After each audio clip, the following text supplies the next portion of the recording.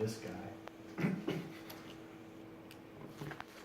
So, I think we may have told you we're on the high end of the spectrum of cool scientists. You can meet a lot of people that are not that cool in regards to science going through. A lot of quote unquote nerds. But I'm not going to say that. You didn't hear it from me. So I think Dusty told me that we left off, he was talking about incremental exercise, is that correct? Correct. So I think there's just a couple slides left, but one of them is pretty important for what you guys are going through this week. So you guys have done this incremental exercise. It's a graded exercise test, okay? And so where you increase the intensity of the exercise by, if it's a treadmill test, you increase speed or increase grade or combination of both, or increase watts on your bike. And then the goal of an incremental exercise test is to reach plateau or at least peak VO2 max with your individual. So depending upon how the test goes. If it's a patient population, a lot of times you don't get to a plateau because they quit the exercise prior to reaching some of the indications that it's a VO2 max, so you have to call it a VO2 peak with that regards. So, okay. We already know this, blood pressure is going to increase linearly. So if we were looking at mean arterial pressure, if you drew a graph, and I think Dusty may have shown a graph, I'm not sure, but what's the driving force behind, let me go back and see if we looked at it. If blood pressure, it's this one right here. So if you look at blood pressure going up from exercise of 20 to 50, 75, 100% VO2 max, you can see that mean arterial pressure, the dashed line, is increasing linearly as you increase your exercise intensity. But it's driven by what? It's driven by the increase in systolic blood pressure. Diastolic blood pressure will remain the same or even drop a little bit once you get to the high ends of exercise. If you're around 100%, oftentimes you can see a couple millimeter drop in diastolic pressure.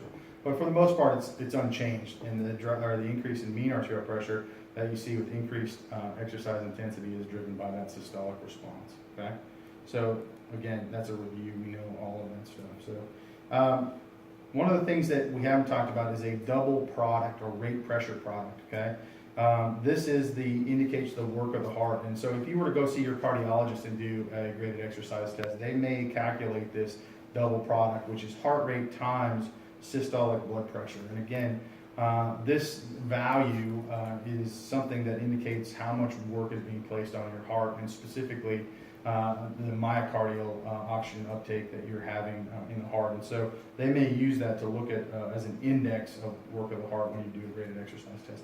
Oftentimes we don't use that because we're not interested in the specific work of the heart, because we're usually dealing with a healthy population where the heart isn't a problem. Okay, so what happens during arm versus leg exercise? At the same oxygen uptake, arm work results in higher heart rate and blood pressure. Why is that?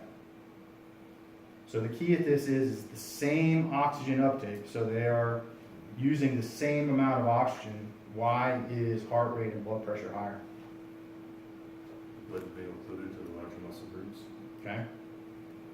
And you're also doing more work with a smaller amount of muscle mass, right? If you're using the same oxygen and you're using your arms, the arms have less muscle mass compared to the legs. So Austin brings up a good point, is that if you're only using arms and you're standing there, has anybody ever used an arm ergometer before? So we don't see a lot of them. What's that? It's terrible.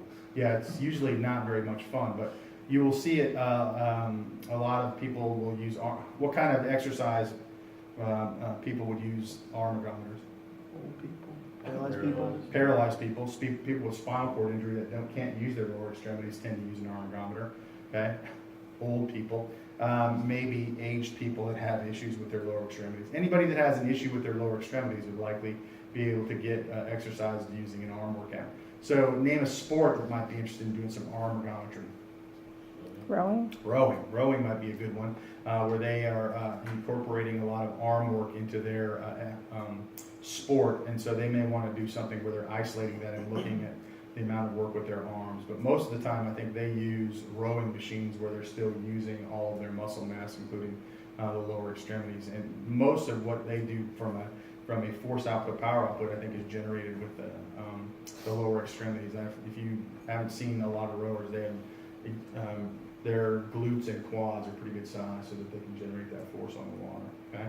So if we were to look at the response, arm exercise, leg exercise, this is just a representation graph-wise from blood pressure and heart rate. And again, the reasons we talked about is that you're doing the same amount of exercise with less muscle mass, and you have those legs, you probably want to shunt blood flow away from the legs if we're not using them in regards to exercise. So it creates more of a cardiovascular strain through arterial pressure and heart rate. Nothing new there that you wouldn't expect with regards to that, okay?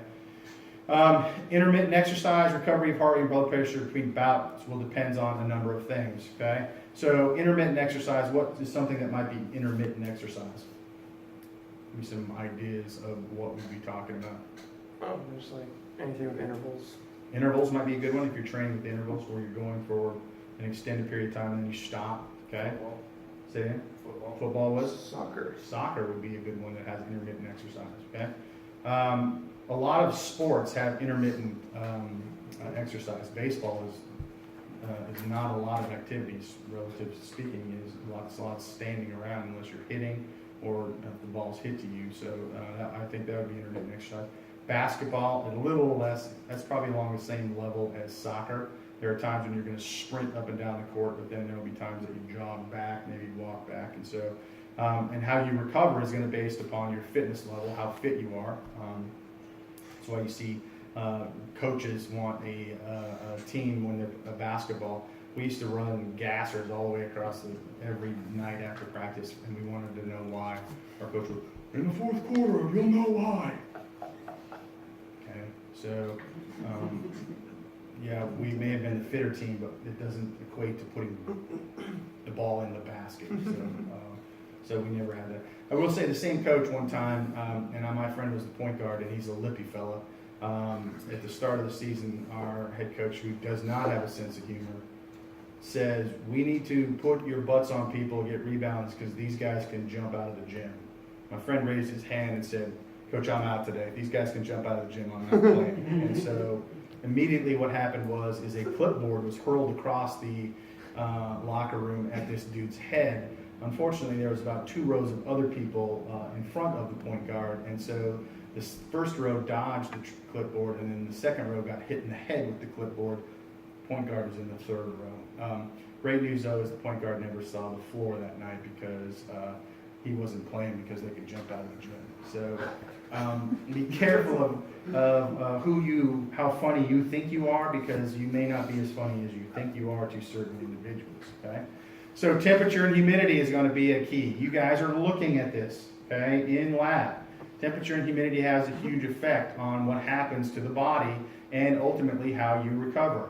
One of the big things that happens with temperature, as you have an increase in temperature due to exercise and you're in a high ambient condition, you're going to have to shunt blood flow to the skin in order to get heat from the inner core to the skin so that you can dissipate it through the evaporation of sweat on the skin. And that's how you liberate that heat from the body. Unfortunately, if you're sending blood flow to the skin, guess where you're not sending blood flow to during exercise? Skeletal muscle. And you can send a lot of blood to the skin.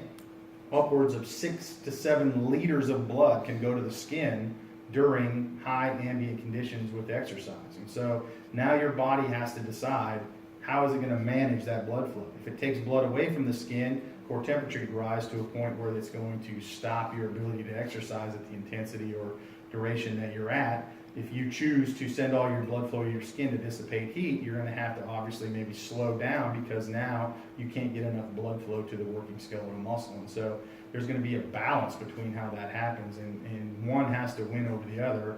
And if it does, there's consequences for what the other one is doing. Obviously, sending blood flow to the skin has a purpose. If you stop sending blood flow to the skin, it could be problematic. Okay? Duration, intensity of exercise. Okay? If you're going for a long period of time, at a relatively high intensity, it's going to take you a little longer for your heart rate and blood pressure. We've seen that with regards to not only heart rate and blood pressure, but oxygen uptake with regards to EPOC.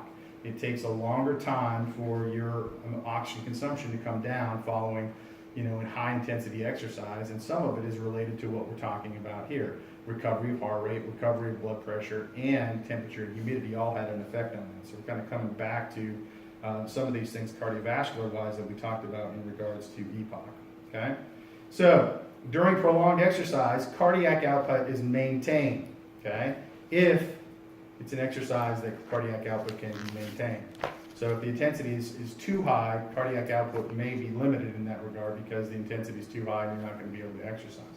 But if you're talking about aerobic exercise that can be sustained for a long period of time, 60 or more minutes, cardiac output is going to be maintained. But you may see a gradual decrease in stroke volume, which results in a gradual increase in heart rate. And that makes sense because cardiac output is what?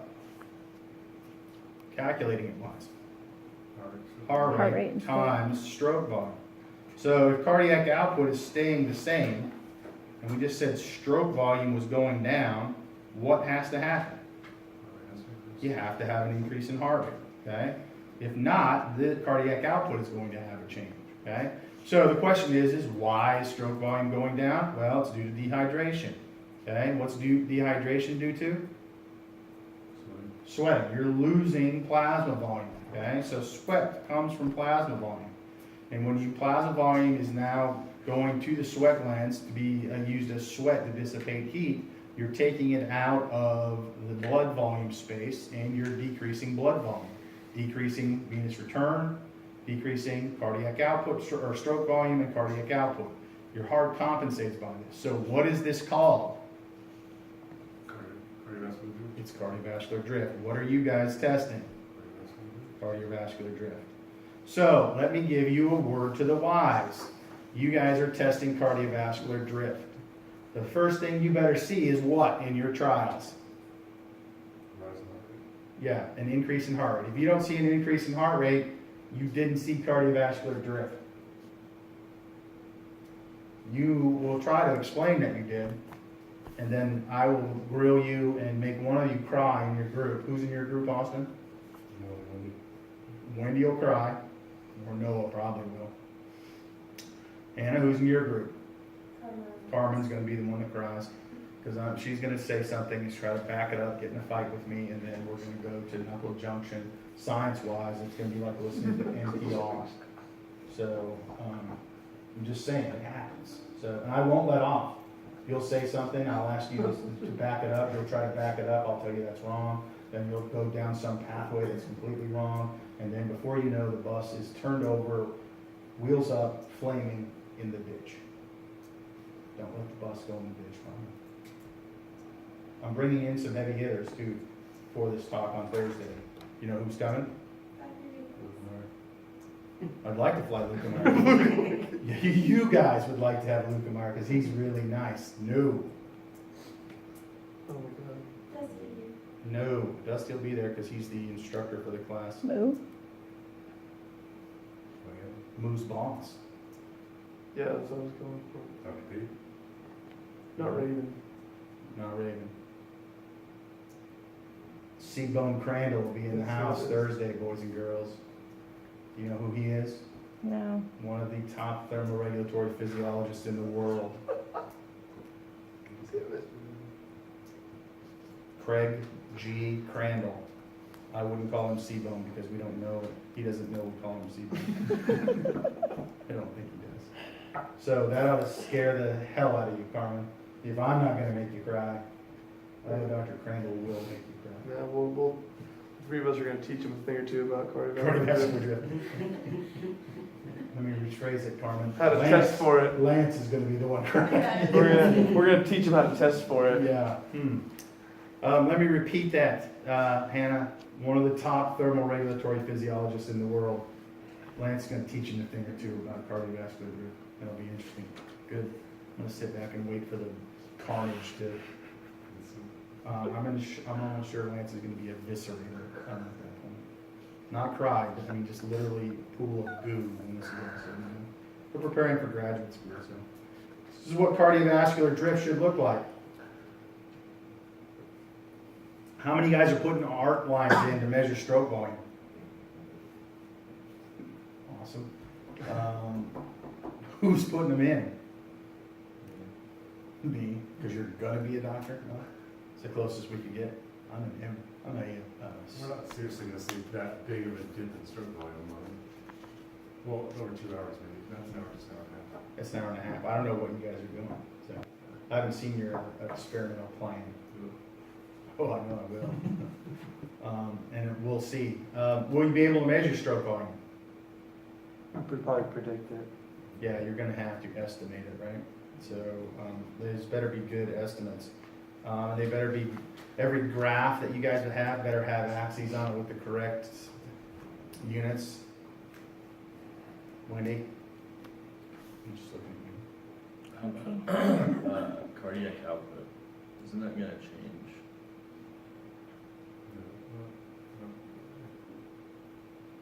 Depends. As you're, cause I mean, it's 5 at rest, give or take, so it's gonna go to 25 during exercise, so that whole time it's increasing. So we're missing, I think, some data points. So you're missing maybe, it's gonna go up like that in the first couple minutes. And then it will just stay the same. It should, if you have a workload that you can maintain for that time. If not, you may see a drift in cardiac output, just based on the fact that you can't maintain that workload. But if you chose a workload that is sub-maximal, you should be able to sustain that from a cardiac output perspective for a long period of time. Now, that may be something that you guys might want to look at, because you may have picked a workload that was too high, and then all of a sudden, you're now bordering on, yes, VO2 max. Oh, right, I sure hope not, oh my god. I'm a little worried that that was just brought up by Austin.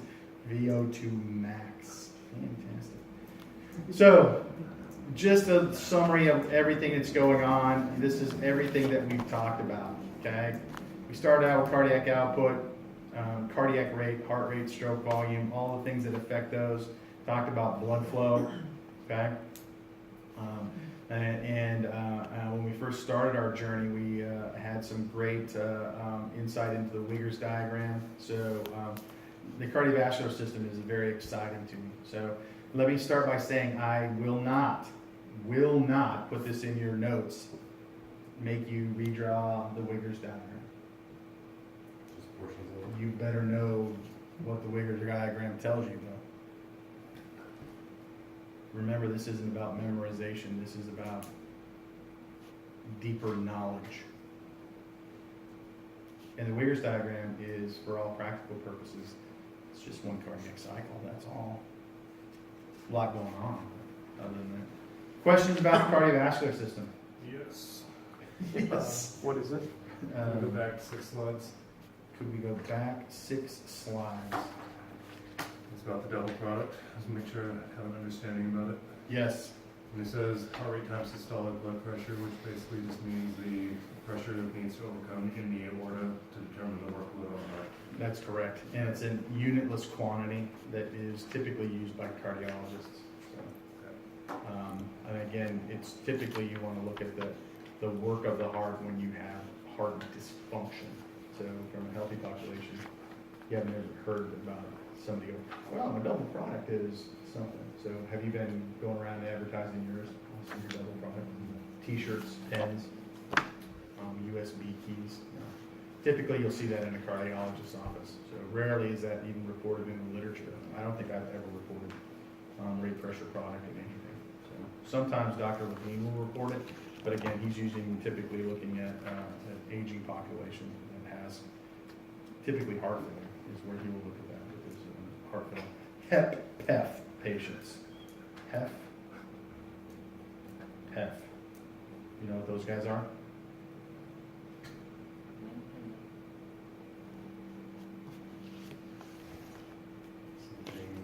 H is Ejection fraction. heart. Pressure pools. Failure.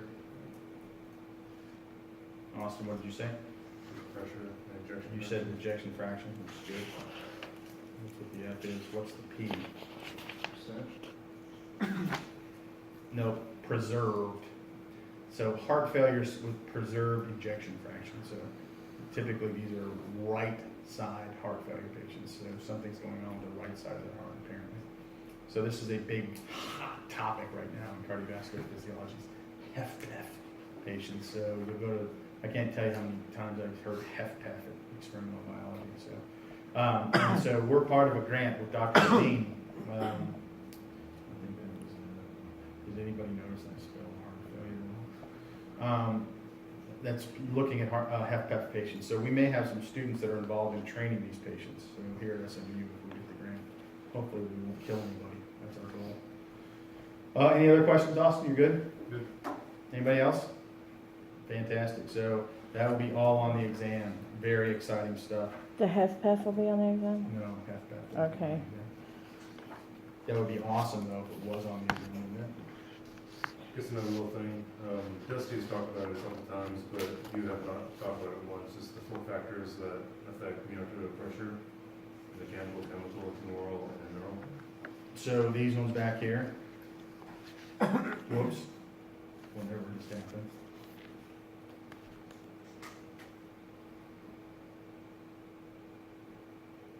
You said factors that what? Affecting the arterial pressure. Mean arterial pressure. What slide is that, Austin? Do you know? It's not a slide.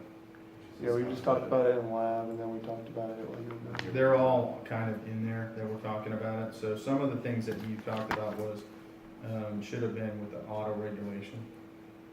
I wouldn't ask you a question like that. So with the 4, all of taking it all together. It's talking about blood pressure systemically where those factors can, and we kind of separated those out. So I would never do that to you, especially after we talked about pressure. Moo would ask you a question is, what are the main determinants of mean arterial pressure? And your answer would be, there's 2 factors that calculate mean arterial pressure. Cardiac output and output resistance. That's correct. If you put systolic and diastolic, can I answer that question? I will have Moo come over here, who used to be an LA police officer, and beat you in the face with a flashlight. And then he could help you recover because he used to be a PT, right? Yeah, so that's the good news is once he is savagely beat